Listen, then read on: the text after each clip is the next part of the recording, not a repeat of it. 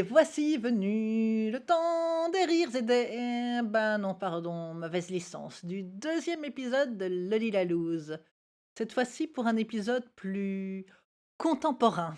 Bien entendu, comme d'habitude, toute ressemblance avec des personnages existants, des situations gna gna gna ma gna gna, hein, ce n'est que l'exacte vérité à peut-être quelques exagérations près, mais pas trop quand même, parce que ceux qui me connaissent en vrai ou sur Twitter pourront en témoigner.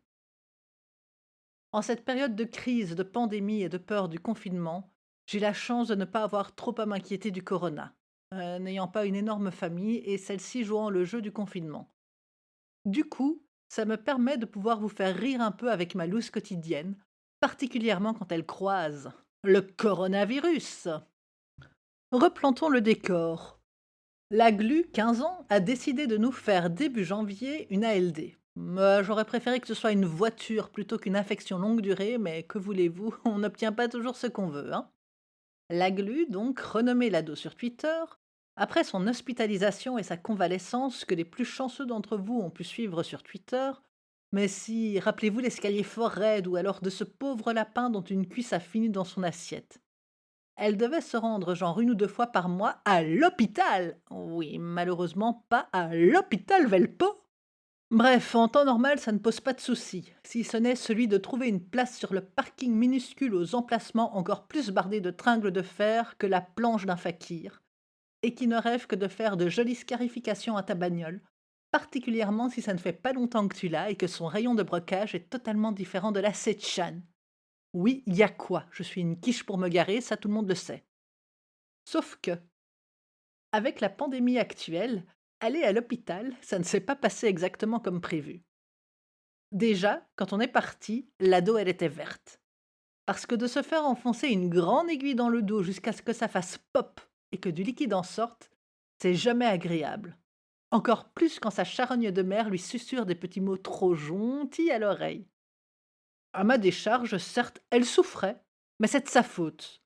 Je lui ai proposé plusieurs fois de faire une ponction lombaire à la maison avec la flèche du sapin de Noël, elle a jamais voulu. Par contre, je comprends toujours pas pourquoi elle a insisté pour que ce soit moi qui l'accompagne et pas son père. Sûrement un côté masochiste.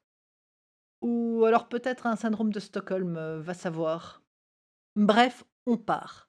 L'hôpital est à genre une trentaine de minutes en voiture et mon attestation abandon d'enfant prête à être présentée au premier flic venu.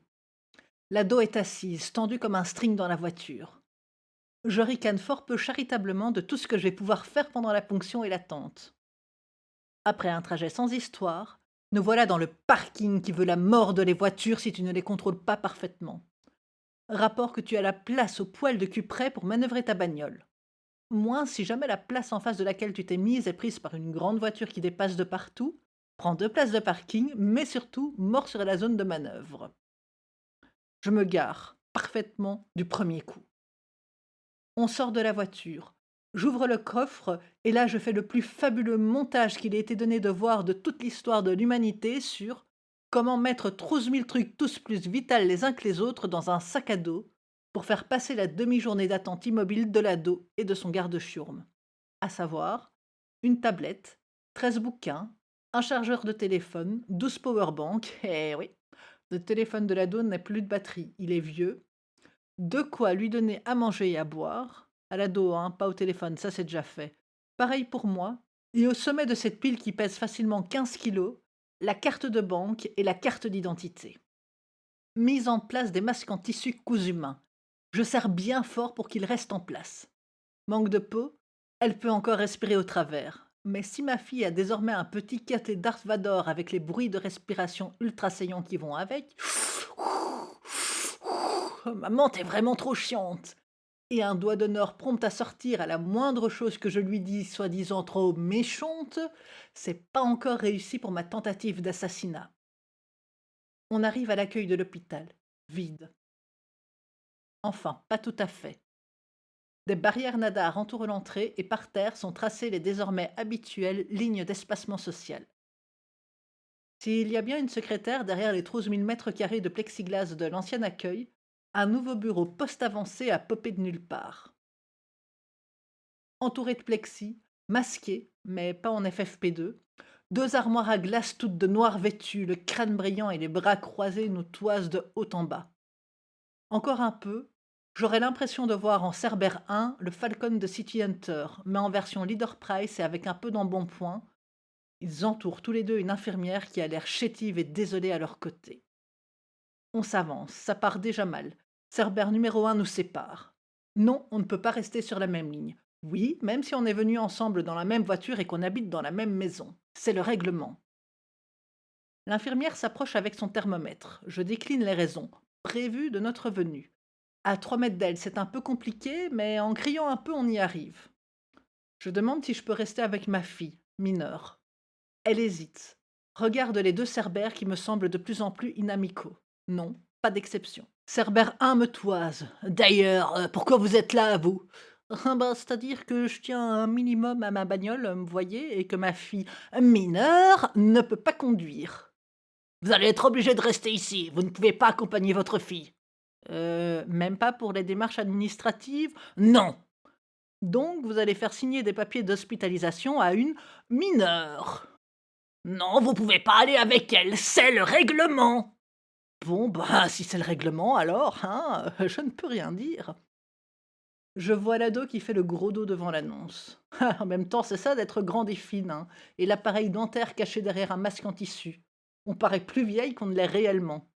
Je vous ai déjà dit qu'au restaurant, on lui sert d'office du vin et que dans les magasins, on l'appelle madame? Bref, avec un regard de pure détresse, elle se badigeonne de gel hydroalcoolique, se retourne vers moi avec un air de chien battu. Elle va devoir faire face, seule. En tendre mère aimante, je lui dis que je resterai là, à l'entrée, le temps de ne plus la voir pour être sûre qu'elle ne tente pas de s'enfuir, tout en lui disant de m'envoyer son heure de sortie approximative et que si j'ai pas trop à faire, je viendrai éventuellement la rechercher. L'infirmière désolée pouffe dans son masque devant le «Maman!» réflexe qui sort de la bouche de l'ado. Je décoche mon meilleur regard de mépris à Cerbère 2. Copie ratée de Eric ou Ramsey, je sais jamais lequel des deux c'est qui n'a pas de cheveux, et qui se marre de la détresse de l'ado devant la mer infernale qu'elle se tape. On n'a pas gardé les virus ensemble. Je repars, le moral en berne. Je ne vais pas pouvoir asticoter l'ado sur son lit de douleur pendant qu'elle se remet de sa piqûre, ni prendre des notes pour une PL maison. Je ne pourrai pas non plus live tweeter son agonie, faire des photos honteuses à envoyer à la famille, ni juste lui tenir compagnie. Enfin, techniquement, c'est ce que je vais faire depuis la messagerie instantanée, hein. Mais contrairement à mon moi réel, l'ado peut la mettre en mute. Je crois que pendant les quelques heures qu'elle a dû rester alitée dans sa chambre, à côté d'une dame âgée qui la prenait pour une jeune adulte, ont dû être les plus reposantes qu'elle a eues cette journée-là. 13h30, SMS de l'ado. Je sors à 15h30 dès que j'ai le protocole pour les médicaments. Prévoyante, je prends un antihistaminique avant de sortir et prévois d'arriver à 15h45. Je vous interdis de dire que business as usual, c'est parce que je suis à la bourre et incapable d'arriver à l'heure quelque part. Non mais si, là, je vous vois là-bas dans le fond. Bref, j'arrive à 15h50, sans masque parce que j'en avais qu'un seul en tissu, qu'il n'était pas sec et que de toute façon, vu le monde croisé ce matin, j'en aurais pas besoin. Et qu'en plus, avec les allergies, éternuer dans un masque à répétition, c'est juste un grand non. Je ne faisais que récupérer l'ado de toute façon. Naïf que j'étais. Confinement oblige, je peux pas trop rester devant l'hôpital. En plus, il y a un petit vent frais, piquant et désagréable. Je passe la porte tournante et demande gentiment, avec mon grand sourire plein de dents, si je peux rester là le temps que l'ado descende. Oui, me répond-on. Cool. Je m'installe avec mon sac, ma bouteille d'eau, mon téléphone et un bouquin sur une des chaises à l'accueil. Envoie un message à l'ado à 16h, qui me répond qu'elle ne sait pas quand elle pourra sortir. Je souris à Eric sans Ramsey, Cerbère numéro 2. Il retourne à la surveillance des gens qui arrivent au compte-gouttes. Je bois un coup, et vu mon problème de boisson, m'étouffe sur ma gorgée. Tous. L'infirmière braque son thermomètre sur moi, avise la situation, repose doucement le gel hydroalcoolique sur le bureau. Fausse alerte. On ne va pas encore me balancer en zone Covid-19. J'attends. 16h30. Mon nez me chatouille horriblement. Mes yeux sont ultra secs. Je lutte pour les rouvrir si j'ai le malheur de les fermer plus d'une demi-seconde. Je sens Falcon au rabais, Cerbère numéro 1, me regarder avec suspicion. Ce n'est vraiment pas le moment de «Ratcha!» La salve d'éternuement arrive, puissante.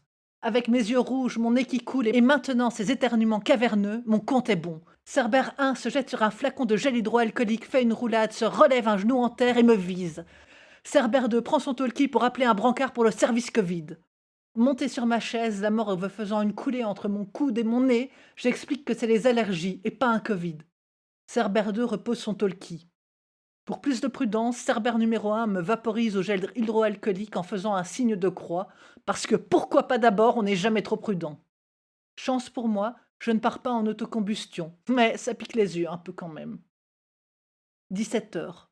Je suis toujours debout sur ma chaise, à jeter régulièrement des cailloux pour éloigner Cerbère numéro 1. Une femme enceinte jusqu'aux yeux arrive à l'accueil, visiblement en train d'accoucher. L'infirmière prend sa température, lui file une giclée de gel pour ses mains et la dirige vers les ascenseurs. Cerbère 2 tente un trait d'humour. «Eh, bon travail, madame!»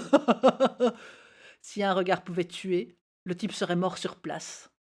Par solidarité féminine, j'aurais pu l'aider, mais je suis toujours occupée à éloigner Cerbère numéro 1 avec un bâton pour éviter qu'il ne termine son extrême onction de gel sur moi. 17h30, convaincu que c'est bien de l'allergie parce que j'ai pas de température, Cerbère 1 me laisse enfin tranquille. L'ado, toujours en chambre, pète un plomb et m'envoie des paroles de Kyo, écrites en majuscules. J'envisage très sérieusement de signer une décharge et de la laisser sur place. 18 heures. À deux doigts de partager un café avec les Cerbères qui sont devenus mes meilleurs amis tellement je suis au bout de ma vie. Ma gourde est vide et je dois faire pipi. 18h30. Heureusement que j'avais prévu large pour aller chercher l'ado, hein. J'ai plus rien à boire, super faim, terminé le deuxième volume de Guerre et Paix et mon téléphone est sur sa panse. J'ai aussi chopé un rhume à cause de courant d'air de la porte tournante de l'entrée, les mains bleues et connais par cœur les photos des 4 enfants des 2 Cerbères. 19 heures. L'ado arrive enfin, comme une fleur. Ah maman, tu vas rire, mais en fait j'aurais pu partir plus tôt. Le protocole était écrit et posé dans le bureau des infirmières, j'avais qu'à le demander. C'est bien qu'elle souffrait, hein, parce que sinon je crois que j'aurais bien laissé en plan là tout de suite.